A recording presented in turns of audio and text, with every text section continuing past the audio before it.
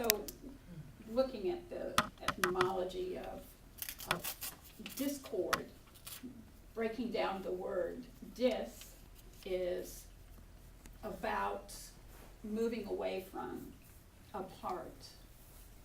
So dis, moving away from, and cord, the root word is core or curd, which means heart. So when we are in discord, we have moved away from our heart. Moving away from our heart.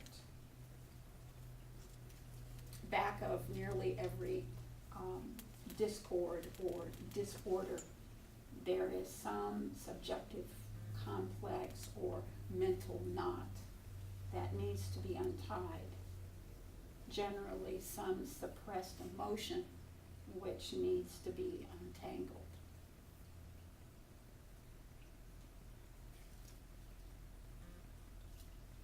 Rilke says, perhaps all the dragons in our lives are princesses who are only waiting to see us as beautiful and brave.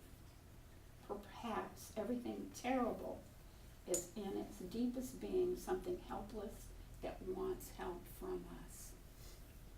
Let me read that again.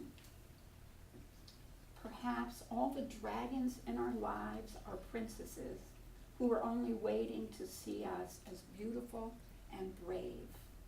Perhaps everything terrible is in its deepest being something helpless that wants help from us. So when we talk about discord, moving away from the heart, that's really the bottom line. It is something calling to us that needs our help. And so when we talk about the events in Orlando or any kind of terrible national tragedy, it is calling to us for healing. It's calling to us to take a look at our deepest sadness, our deepest hurt. And you know, I can't be angry at someone who is so distressed emotionally that they would take up a gun and strafe hundreds of people, actually. What pain and what deep hurt that person must be feeling. What is it that we need to take a look at for healing around that? So I submit to you that discord is for you. It is to serve a purpose. It's never against you. So we can welcome discord as an opportunity for healing and transformation. Now, this week, something amazing came across my awareness, and I'm going to share it with you. Dr. Alan Wallace spoke at the Science and Non-Duality Conference. And he said that science is now saying that the universe is frozen and static.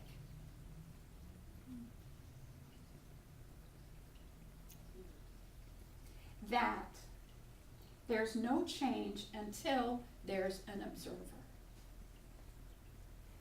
So the universe is dependent upon the observer for moving and changing and growing.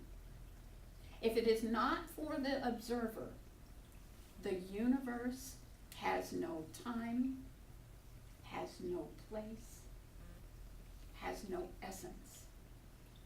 It is static. And he further postulates that there is not an universe. There's not a universe. There are billions of universes, and you and I, each one of us, have our own unique universe.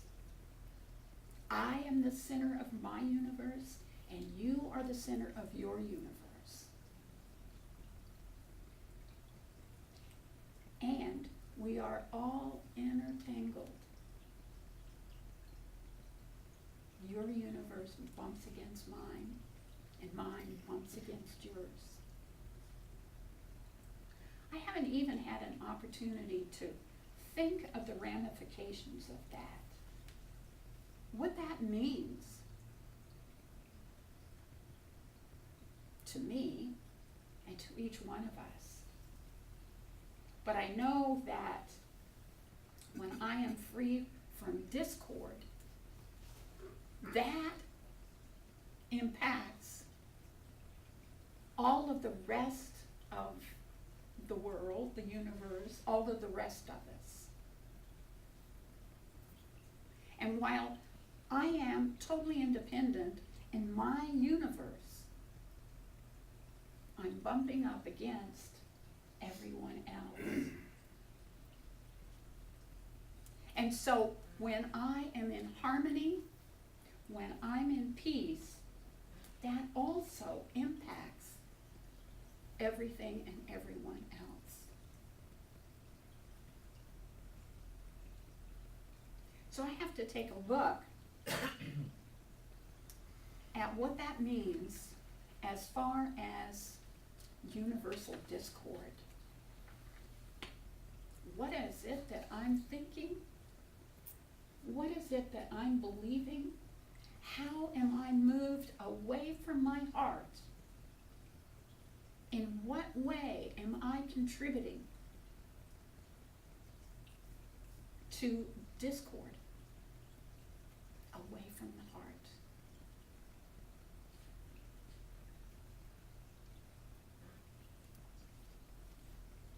As I move back into my heart, as I connect with my heart, that has impact and ramifications for all others, for all things. In the Science of Mind textbook, Ernest Holmes said, we should read, study, think, and meditate upon those statements which tend to calm, to give poise and confidence, and erase all thought of fear and tension. The subjective law can only operate upon that which is given it. So we must be careful of our pattern of thought. We live in a sea of perfect life, and we should take time to understand and sense this in our imagination.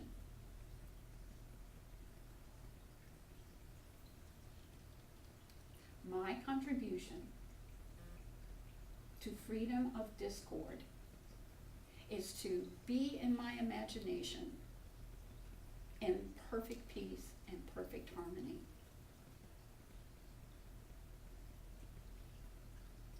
That's each one of our responsibilities.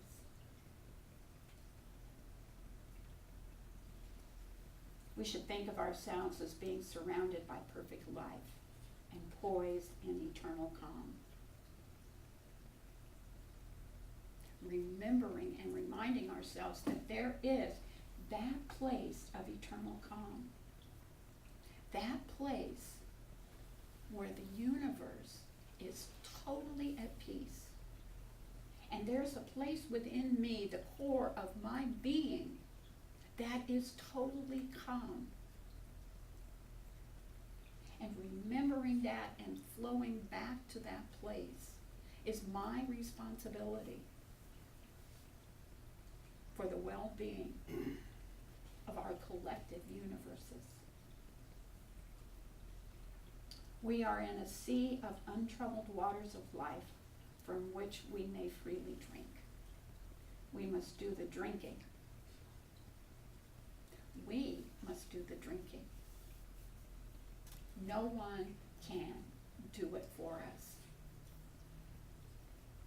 I cannot find a peace for you.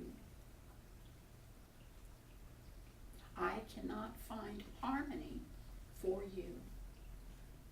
It's something that each one of us are responsible for in our own lives.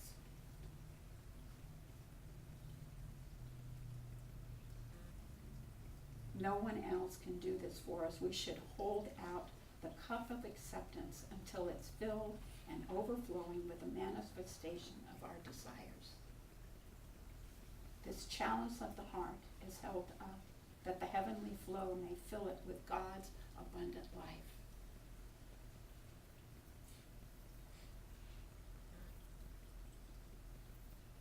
Each of us is responsible for turning within and fulfilling our hearts with love,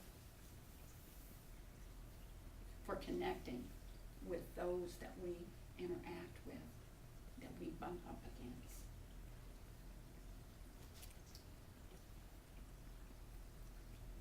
So when we talk about discord, we also are called to speak of harmony.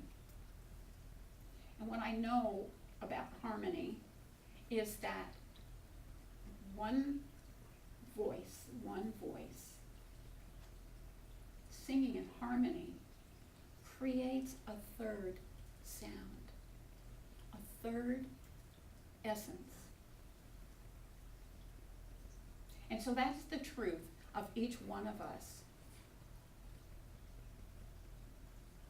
As you and I bump into each other and our universes interact, we create that third essence, that synergy of peace and harmony.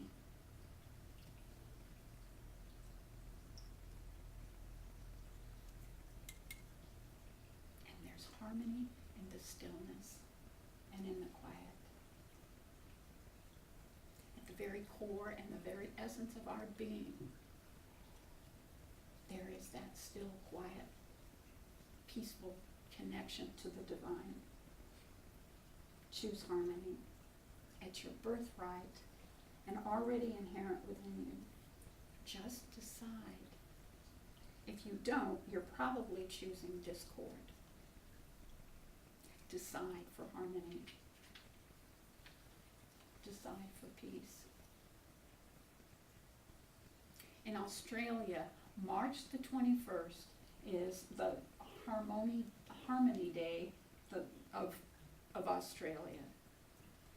And all cultures celebrate their unique essence as well as their diversity. So there's something like 200 various languages in Australia. And hundreds of ethnic backgrounds that have come together. And on March 21st, they celebrate their differences and their similarities. I don't think that in this country we have anything similar. But we are very diverse and very unified. And what's interesting, I think, is that when horrendous circumstances and situations occur in this country, that's when we come together. That's when we put all of our differences aside and we join together in the discord. Now I'm wondering why we can't do that in harmony when things are moving along at somehow some sort of ordinary pace. We notice our differences and we are at discord. But when there's a tragedy, we come together as a nation. We come together as a people because our hearts are open and we move into that heart space. We move into that place of caring and unification. Wouldn't it be lovely if we could have harmony days every day? That we can celebrate or could celebrate our unity in our differences.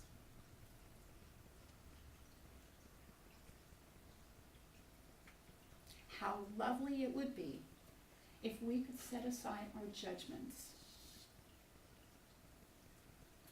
How lovely it would be if we could set aside our criticisms and move into our heart and just love from that place of love, that place of peace. Joel Goldsmith says in Practicing the Present, the secret of harmonious living is the development of spiritual consciousness. In that consciousness, fear and anxiety disappear, and life becomes meaningful with fulfillment as its keynote.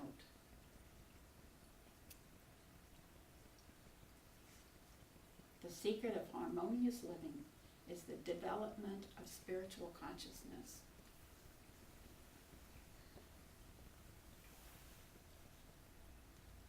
If we could all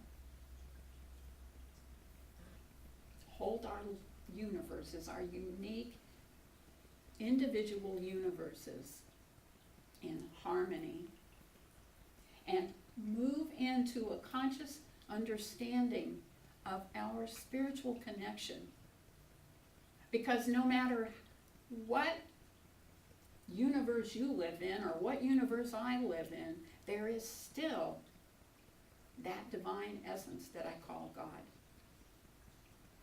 That God that is whole and perfect and complete within all things. So we have that commonality. We have our divinity. And we can move into that space and that place. And when you do that, and when I do that, when we all do that, we're touching those that we bump into. We're creating a place of harmony. We're moving into peace. Science of Mind textbook says, right thought, consequently poured into consciousness, will eventually purify it. Discord might be likened to a bottle of impure water. Healing might be likened to the process of dropping pure water into the bottle, a drop at a time, until the whole is clean and pure. We've talked about that before, and we wonder sometimes, why not just pour the whole bottle out and start over fresh? That can happen. We can have an epiphany. We can have an immediate understanding of the unity of the universe. But it's unlikely for us, each one, to have that. But drop by drop, prayer by prayer, peace, unity, love, poured into that chalice of the divine, that chalice of the universal essence, can purify the water. It's each one of our responsibility to hold that consciousness, to effect a change for the good and for love. It's for each one of us to examine our hearts and know where we are in disharmony or in discord.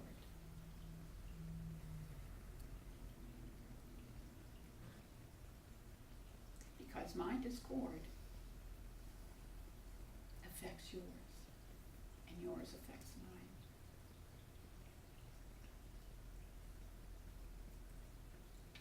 Because the universe is entangled. Because your universe and my universe are entangled. What you do, what I do, has ramifications for everything and everyone else. We talk about the butterfly effect. I like to call it the Jello effect. This Jello affects that Jello.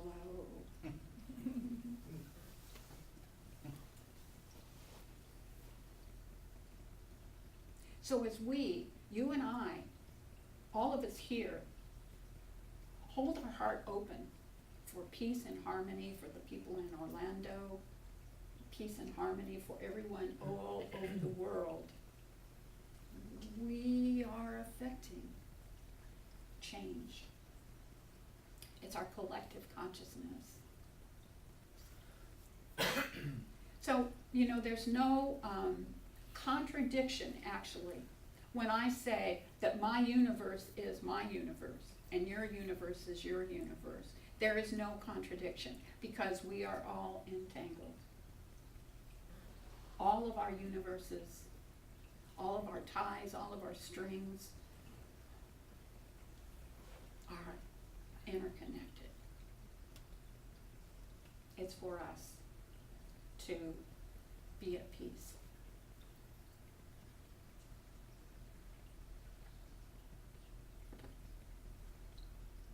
Ernest Holmes says,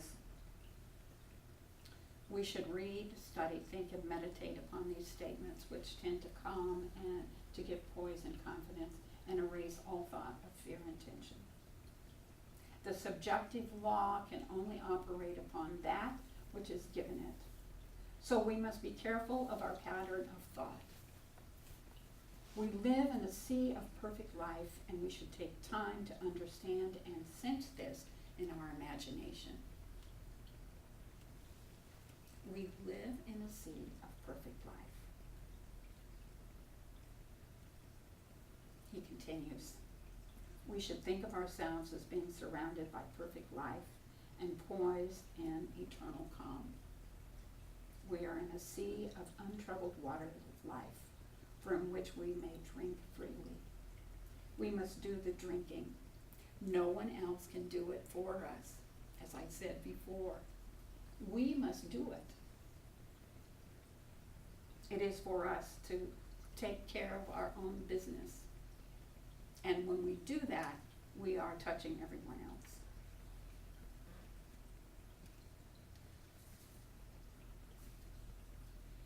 So choose harmony. Choose harmony. It's your birthright and already inherent within you. Just decide. If you don't, you're probably choosing discord.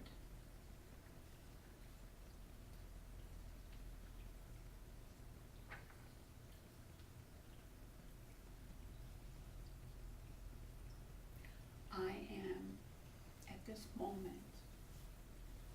making a choice for peace. I am, at this moment, choosing to move into my heart, into the center of my being, to do what I can do at this time, at this place, to know peace, know harmony, to move into that place of the heart.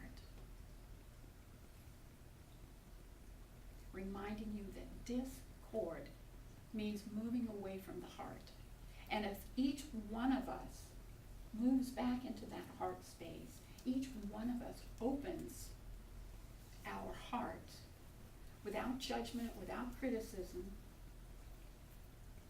who am I to judge anyone?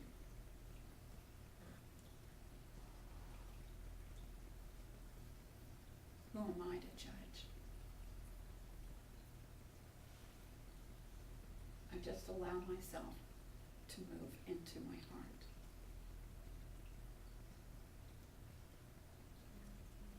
I invite each one of you to do that. There'll be a lot of conversation, a lot of reporting and mega reporting and judging and criticizing and going over the events of Orlando, what happened this morning. I invite each one of you to just stay in your heart and know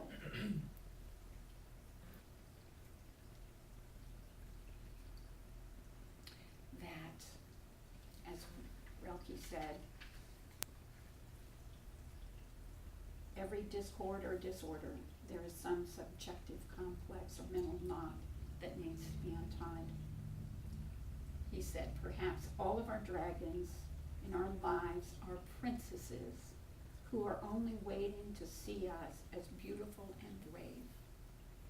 Perhaps everything terrible is in its deepest being something helpless that wants help from us.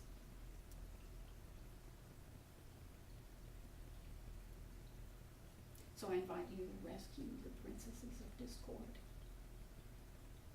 I invite you to move into that place where you're willing to help, where you're willing to ask the questions rather than vilifying, judging, and criticizing. Let's ask ourselves, what can we do? How can we bring peace? What causes people to be so filled with anger and angst and hatred that they would perpetuate such an act? That's really the bottom line.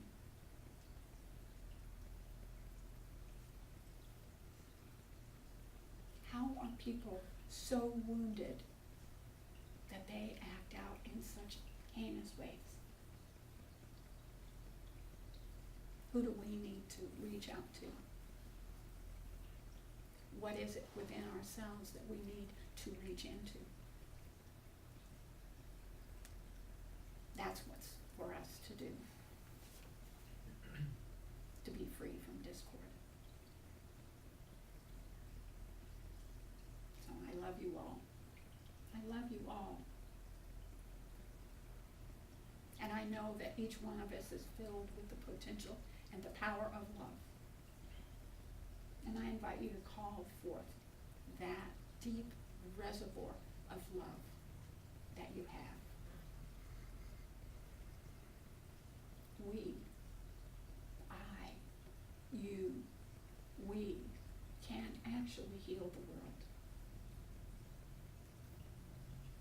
I invite us to start that process right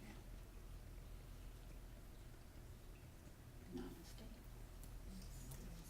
So I would invite Kate to stand with me as we hold this community in this world in loving consciousness.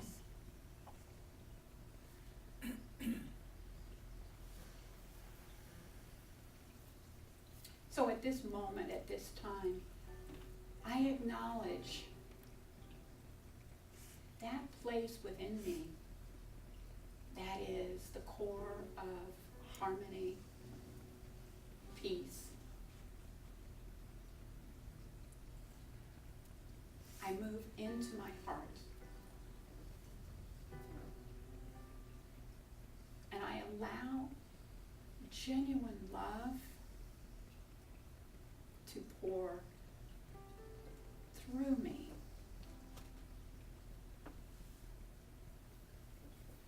I breathe in love and I exhale love.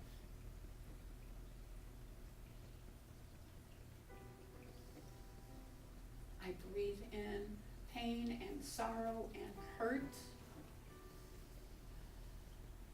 I allow it to wash through the filter of love in my heart. And I exhale goodness, peace.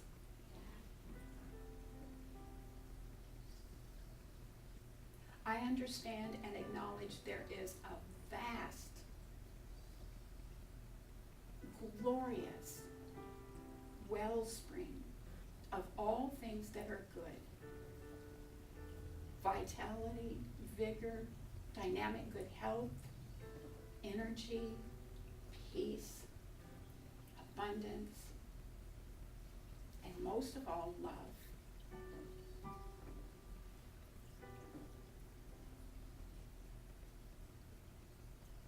I take my stand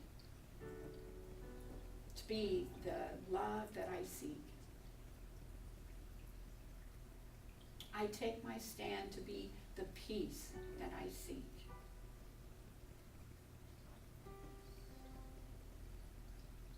I take my stand to be the harmony that I seek. And as I speak my word for myself, I call forth that essence within you, because my universe is entangled with yours.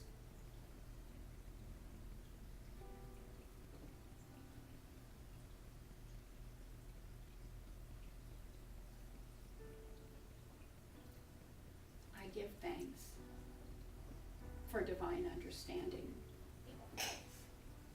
And I give thanks that from these circumstances of discord,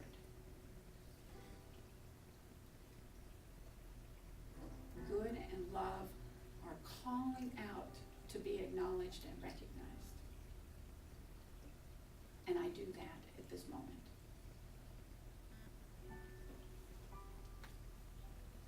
And so I say,